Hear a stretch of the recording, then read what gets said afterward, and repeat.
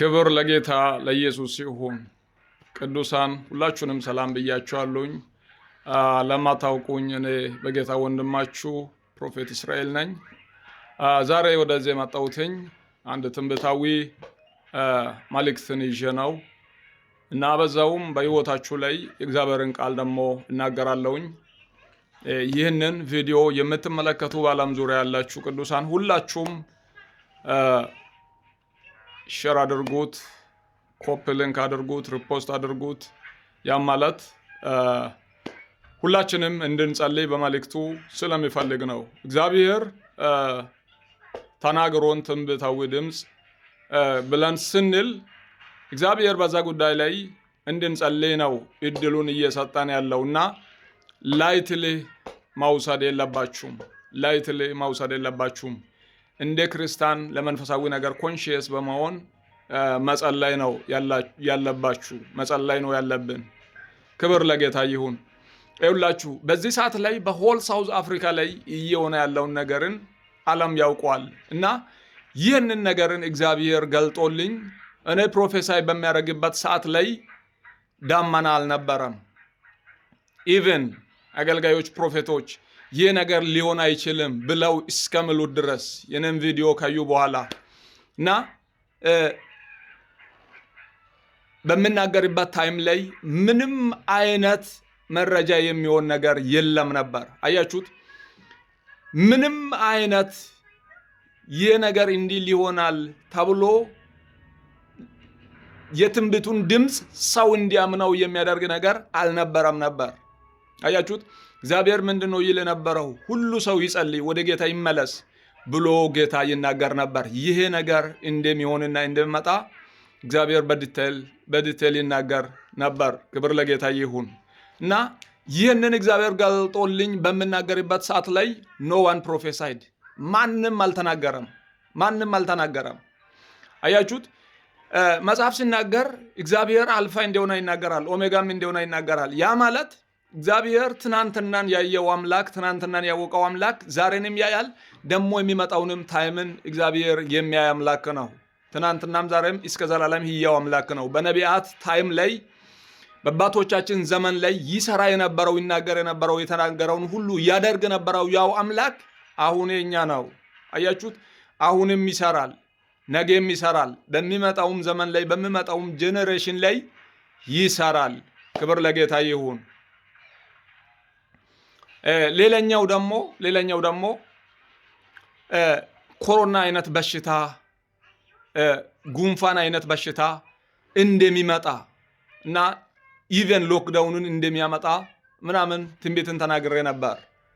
ቪዲዮን ገብታችሁ ማየትን ትችሉታላችሁ። ብዙዎቻችሁ ደግሞ እንዳያችሁት እርግጠኛ ነኝ እና ኮንፈርም ተደርጓል። የዓለም ሄልዝ ኦርጋናይዜሽን ኦልሬዲ ሪሊዝ አድርጎታል። በዓለም ሚዲያ ሁሉ ላይ አሁን በዚህ ሰዓት ላይ ይወራል እና ሁላችሁም ደግሞ እንድትጸልዩ ፈልጋለሁኝ። ይህንን በሽታን አግኔስ ለማድረግ፣ ሎክዳውንን አግኔስ ለማድረግ ሁላችሁም የእግዚአብሔርን ፊት ፈልጉ፣ ጸልዩ። ክብር ለጌታ ይሁን።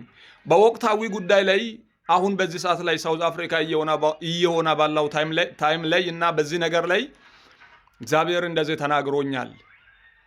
ለሕዝቤ ምሕረትን አድርጌያለሁ፣ አውሎ ንፋሱም ወጀቡም ጸጥ ስላይቻለሁ። ይህ መልእክት ለኤርትራውያንና ለኢትዮጵያውያን ብቻ አይደለም። እግዚአብሔርን ለሚፈራው ሕዝብ ሁሉ ከየተኛውም ሀገር ላይ መጥተው ሳውዝ አፍሪካ ላይ ለሚኖሩ ለየተኛውም ሕዝብ ነው እግዚአብሔር ምሕረትን ሲያደርግላቸው፣ በምሕረቱ ከእንደገና ሲጎበኛቸው፣ አውሎ ንፋሱም ወጀቡም ቃሉ እንደምለው ጸጥ ስላይቻለሁኝ። ይህንን የሰማሁትኝ ወደ ላይ ባልመጣውም እንጂ ከሳምንት በፊት ነበር። ክብር ለጌታ ለኢየሱስ ይሁን።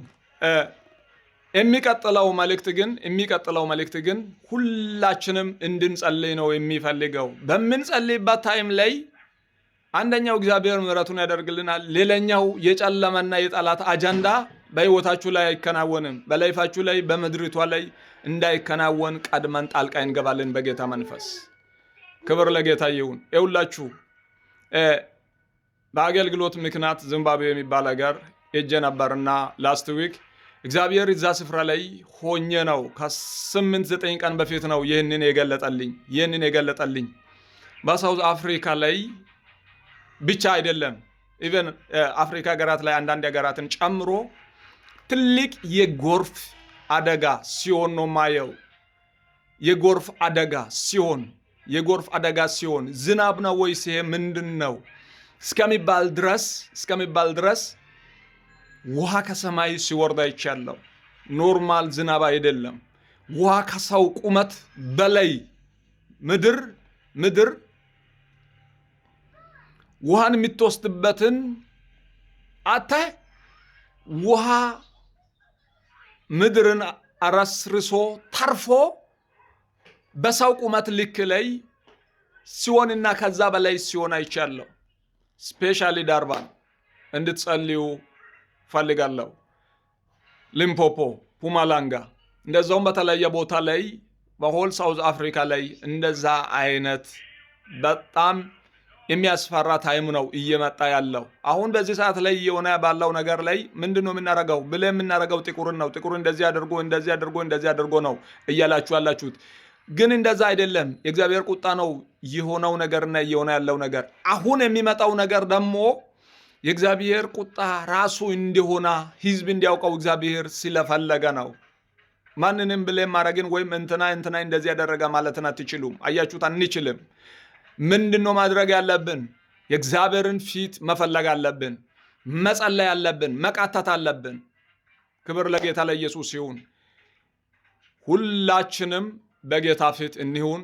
ይህንን የጸሎትን ጥሪህን የማቀርበው በመላ ሳውዝ አፍሪካ ቸርች ውስጥ ላይ መንፈሳዊ ዘርፍ ውስጥ ላይ መሪ ሆናችሁ ፊት ያላችሁ ፓስተሮች እና የቸርች መሪዎች መንፈሳዊ ዘርፍ ውስጥ ላይ እያገለገላችሁ ያላችሁት እንደዛውም ሚመናን በጌታ ፊት ላይ በመሆን ጸልዩ። ጸሎታችሁን ፈጽሞ ማቋረጥ የለባችሁም። እግዚአብሔር የምህረት አምላክ ነው። ምህረቱን አክሰስ ለማድረግ ሁላችንም እንድንጸልይ ጥሬን አቀርባለሁ። ሁላችንም እንድንጸልይ፣ እንደዛውም በዓለም ዙሪያ ሆናችሁ የምትመለከቱ ቅዱሳን ለሳውዝ አፍሪካ እንድትጸልዩ ጥሬን አቀርባለሁ። አባት ሆይ እንጸልያለን። የተኛውም አይነት የጠላት አዋጅ ከምድሪቷ ላይ ይገልበጥ።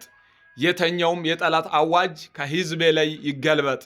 የተኛውም የጠላት አዋጅ፣ የተኛውም የጨለማ አዋጅ በምድሪቷ ላይ እንዳይሆን ጸልያለሁ። በኢትዮጵያውያን ላይ፣ በኤርትራውያን ላይ እንደዛውም አንተን በሚፈሩ በሌሎች ዜጎችም ላይ በምድሪቷ ላይ እንዳይጻናና እንዳይሰራ በኢየሱስም ጸልያለሁ። እንደ ነቢይ ጸልያለሁ በኢየሱስም። አውሎ ንፋሱ ጸጥባል፣ ወጀቡ ጸጥባል። በምድሪቷ ላይ በኢየሱስም በሽታው እንዳይመጣ ጸልያለሁ። ሎክዳውን እንዳይመጣ ጸልያለሁ።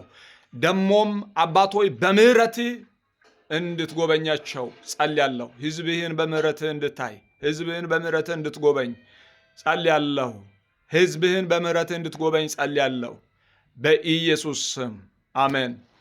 ወዳችኋለሁኝ። ይህንን ቪዲዮ የምትመለከቱ ቅዱሳን ሁላችሁም ሼር አድርጉት፣ ኮፒ ሊንክ አድርጉት፣ ሪፖስት አድርጉት። ሁላችንም አንድ ላይ በመሆን እንጸልይ፣ እንቀጥል። እግዚአብሔር ከኛ ጋር ነው። እናሸንፋለን። ሻሎም